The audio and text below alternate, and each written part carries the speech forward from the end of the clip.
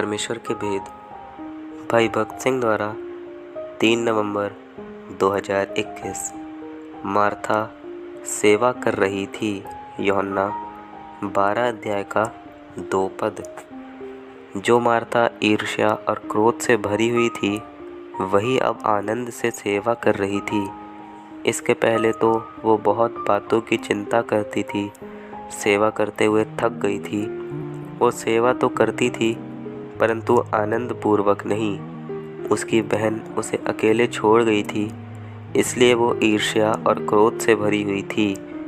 परंतु अब वही मार्था आनंद से सेवा करती है। विजयी जीवन,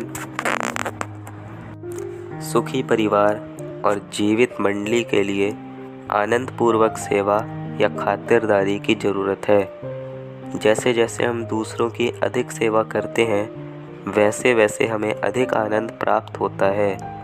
हमारा प्रभु जब गलील के काना में आया तब वो नौकरों के बीच में था। बहुतेरे लोगों को विवाह समारोह में प्रथम पंक्ति में बैठना पसंद आता है।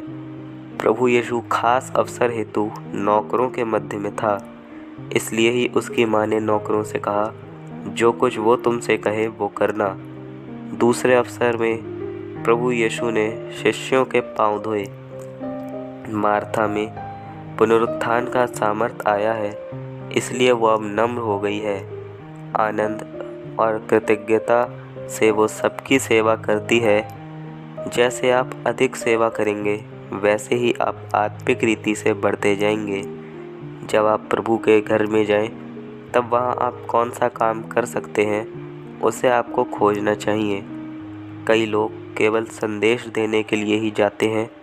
हर रविवार किसी खम्भे के पास या किसी कोने की जगह में वे बैठते हैं, नियमित आते हैं और वापस चले जाते हैं, परंतु वे पानी का गिलास तक उठाने के लिए अपना हाथ बढ़ाते नहीं हैं। वो यहाँ वहाँ घूमते फिरते हैं।